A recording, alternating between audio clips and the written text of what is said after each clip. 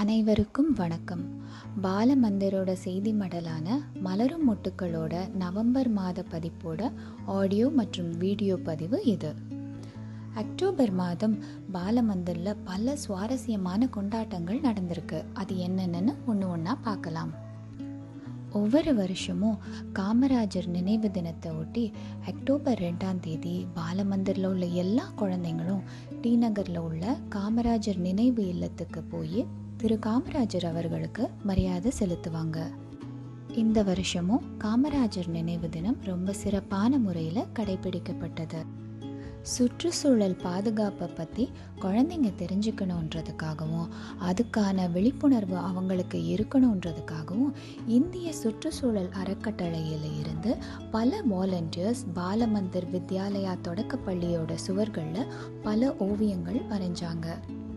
நம்ம பாலமந்திர் இல்லத்தில் உள்ள பல குழந்தைகளும் இதில் ரொம்ப உற்சாகமாகவே பங்கேற்றுக்கிட்டாங்க. பலரோட வாழ்க்கையில் ஒளியேற்றுற பாலமந்திரில் தீபாவளி கொண்டாட்டங்கள் ரொம்ப சிறப்பான முறையில் மகிழ்ச்சியாக கொண்டாடப்பட்டது. இப்போ உங்களுக்காக பணியாற்ற ஒரு சமூக பணியாளரான திரு அஜித் செல்வராஜ் பற்றி நம்ம தெரிஞ்சுக்கலாம்.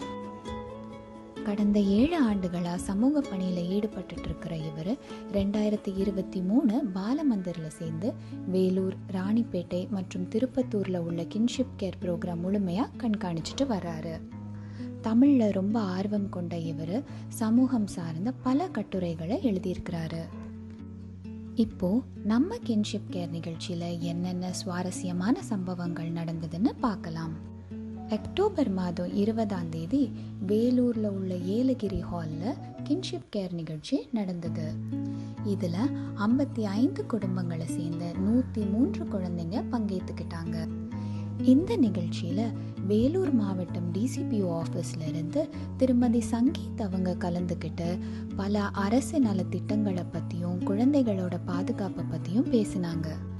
இதில் படிப்போட முக்கியத்துவத்தை பற்றி 9வது மற்றும் 10வது படிக்கிற குழந்தைங்கக்கிட்ட தனிப்பட்ட முறையில் பேசப்பட்டது.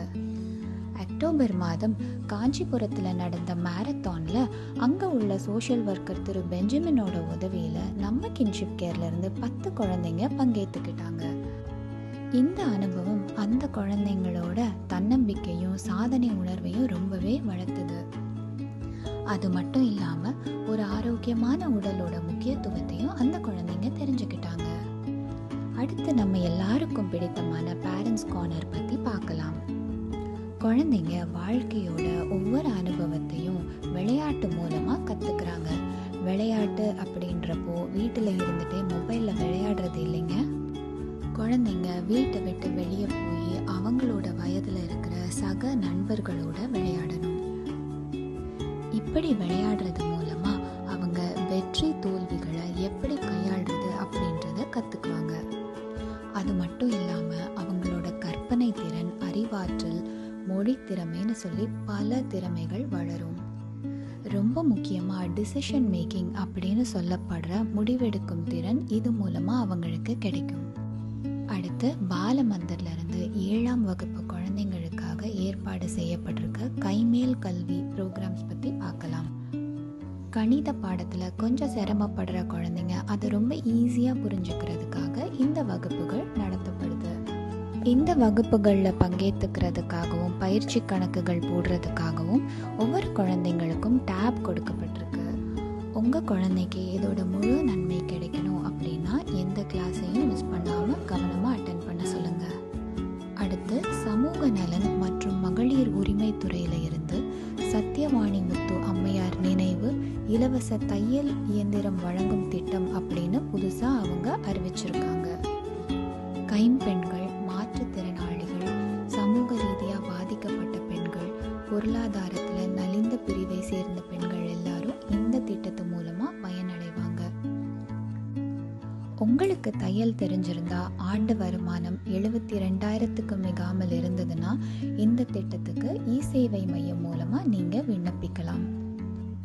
இதோட இந்த மாத பதிவோட முடிவுக்கு வந்துட்டோம். உங்களோட